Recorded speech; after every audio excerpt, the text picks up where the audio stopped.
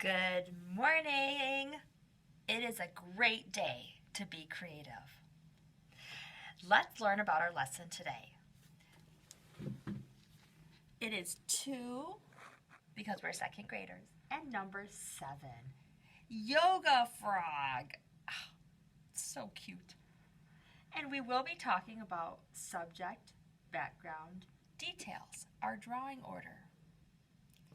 Now, let's scoot over to our vocabulary words. Line, movement, value, foreground, middle ground, and background, emotion, and variety. Now, we have lines all the time in art, so we talk about line a lot. Our wavy line and curvy line, and my 2 favorites, the zigzag and the spiral. Movement.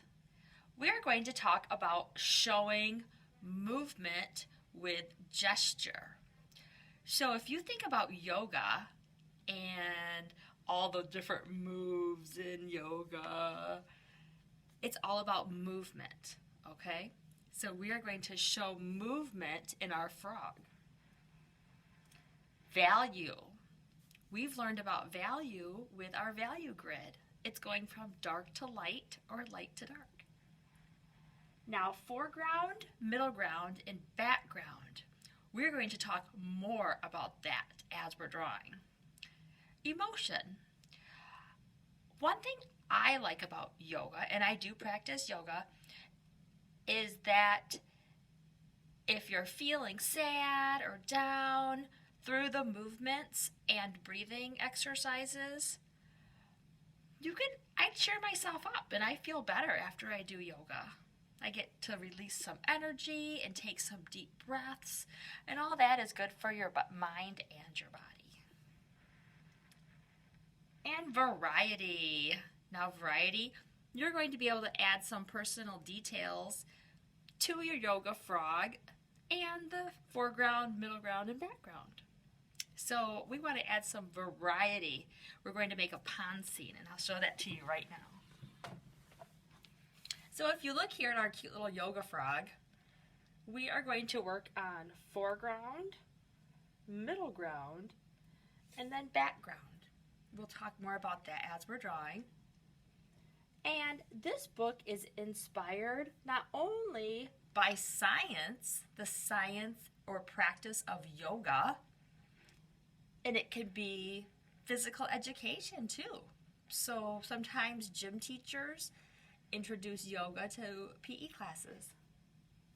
There's also a story, so it's inspired by children's literature too. It is called Yoga Frog by Nora Carpenter. So you can also listen to that story. Okay. All right.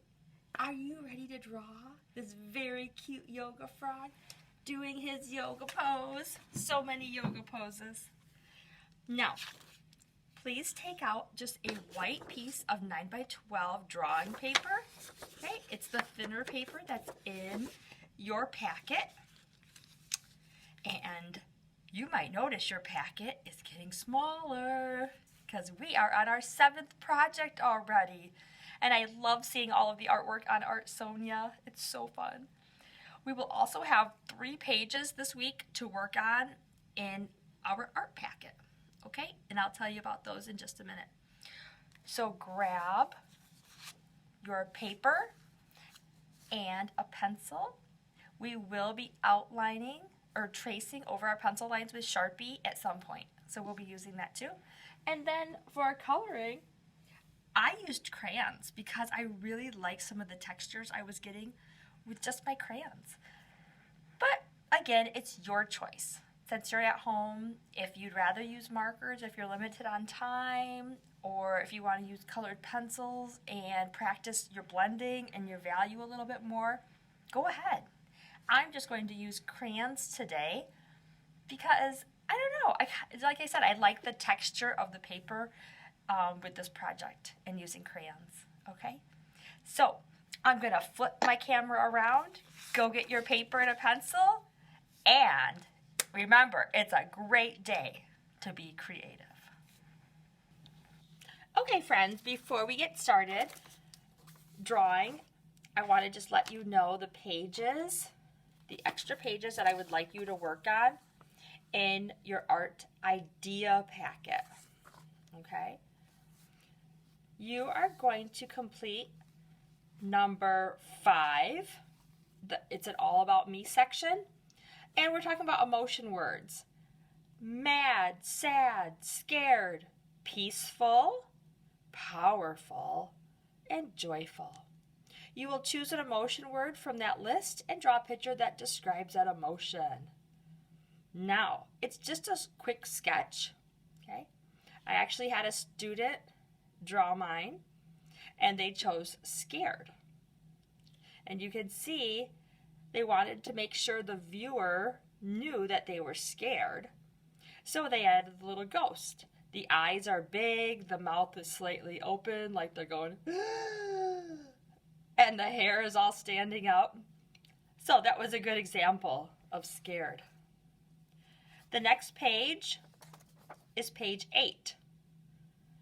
Now, this is a creative exercise. You are going to use shapes to draw a house. So think about your shapes, okay? It would be somewhat abstract, like the Jean Miro. So, the clouds are ovals. The smoke coming out of the chimney is an oval. The tree is just a circle and a rectangle. The grass is little triangles. And the flower is a rectangle, 2 ovals, and some different sized circles. So you want to draw the entire picture, a house and a little bit of a background and sky, using only geometric shapes. So only geometric shapes.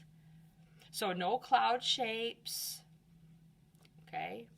Everything has to be a geometric shape. So that means you have to be able to name it, like triangle, square, circle, oval, rectangle, triangle. If you can't name the shape, then it's not a geometric shape.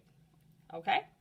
And the last page will be 12. Page 12. Okay? Now, you might want to have this example up while you are working on it. We're going to talk about the elements of art again. Line, shape, form, color, value, texture, space. And all of these little thumbnails, little tiny pictures are called thumbnails, give you examples of all of these. Okay? So you can just copy mine down, and I want you to think about it as you are finishing. All right. Good job. So you are going to work on those 3 pages, 5, 8, and 12. Okay, let's get drawing this very, very cute yoga frog. Here's a picture of my yoga frog again. He's so cute. All right, now we're going to start a little bit towards the top of the page. And you're going to make a candy cane shape. Then his smile, 2 eyes, and they'll be over the mouth. Give him pupils, eyebrows. Then you're going to draw another line from the middle of his mouth, curve it down and connect. And if you go long, just reconnect it. Then we're going to draw a straight line down to represent his little tummy. Remember, if I ever go too fast, you can just pause. Okay, now one arm is stretching out this direction. And then 1, 2, 3 for his little hand. Now his other hand, we're going to make bent.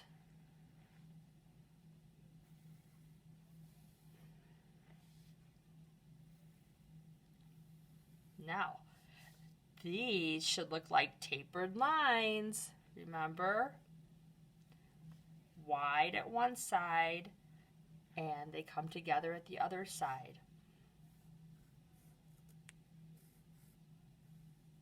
And then two parallel lines.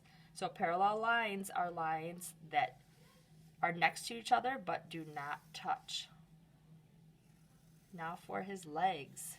He's stretching this leg out very far. I think this is a low lunge pose. That's what they call it in yoga.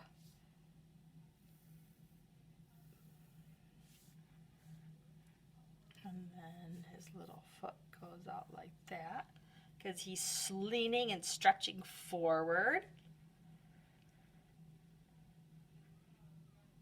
Now, I hope you're caught up. If not, just slow down and do the best you can. This yoga frog is so cute. Now we need a horizon line. So in the back, about halfway. So yoga frog is in the foreground. Okay. He's the closest to the front of the paper. Now I'm going to make a line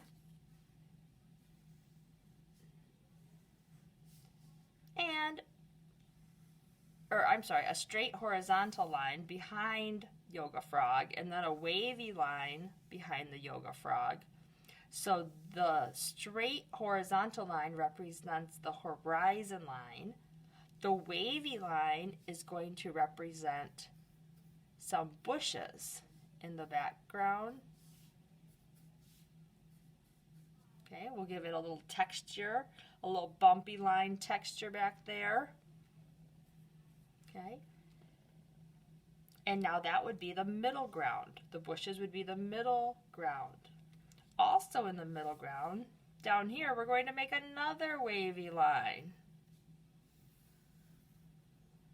Even a little more. And then we're going to make one more wavy line. These are going to represent the waves in the water. And then under frog, which we're going to do some overlapping, okay, you are going to make a great big lily pad. So you will make a curved line. Try not to go through frog. Make a curved line. Keep it coming, and you're going to go off your paper.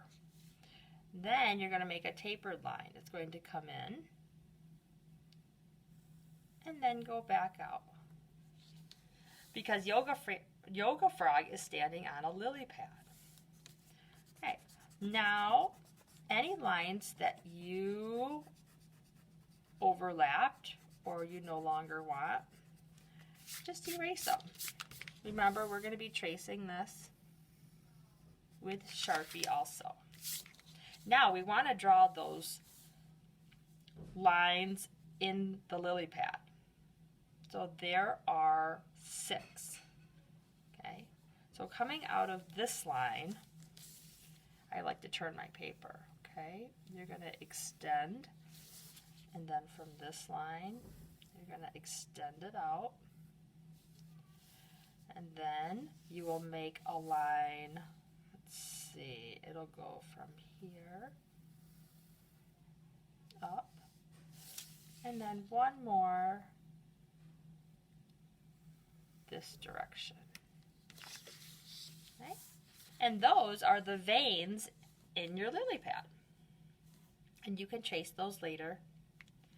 If you would like, you could also make a few smaller lily pads floating around in the distance. You can even make some little lily flowers growing out of your lily pad. I'm going to make another one over here. And then the little lily flowers are just like a few little flower petals sticking out of the top. All right, good job. Your yoga frog is looking good. Now, as an artist, sometimes we might want to change something up, and that's okay. I want to make this wave in the background. I want to be able to see that, I think. So I'm going to make my lily pad a little more oval shaped. That way it looks like there. I kind of like that a little bit better. That way it looks like it's leaning back a little bit more like a mat. Remember, that's your frog's mat. Okay, now in the background, if you want to make a sun, you can make a sun. You can make some clouds. Maybe you want some birds in the sky or insects. That is your creative choice. In mine, I drew a couple cattails because cattails usually grow around ponds.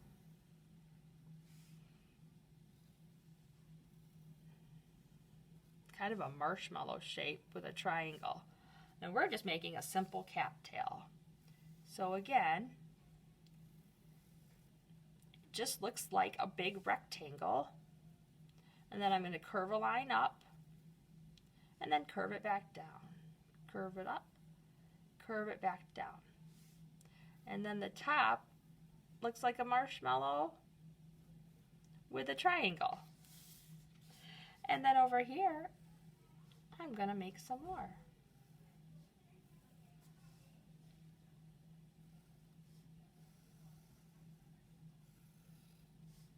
And these would be in the background. Remember, the background.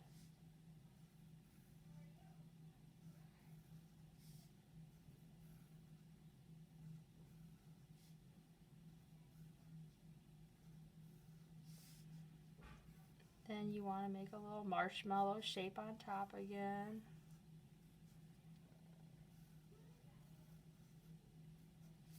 There.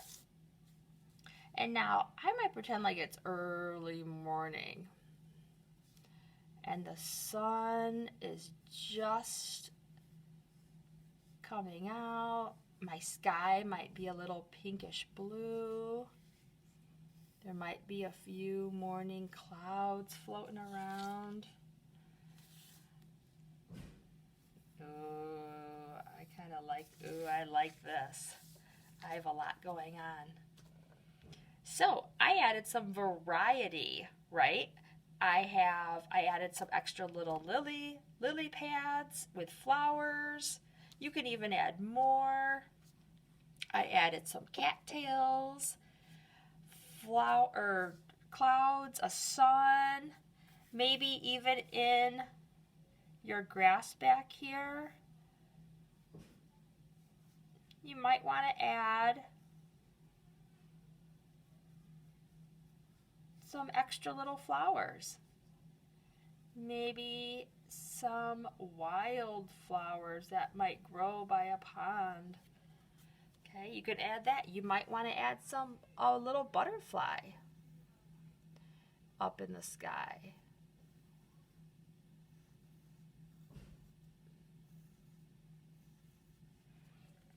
So, I want you to be creative and add a lot of details to your yoga frog. Then you will Sharpie all of your lines and color. So again, here's my finished yoga frog. You can see that I Sharpied all of my lines. Then I magic erased to get rid of my pencil lines. And then I colored in my yoga frog. You can see I used some variety. So I have dark green stems and light green leaves. My little lily flowers are 2 different colors. My water is 2 different colors. My frog is 3 different shades of green. So use some variety when you are coloring, or practice your blending and value. Now, enjoy coloring your yoga frog. I love it, and I can't wait to see these on Art Sonia. Bye, friends, and remember, it's a great day to be creative.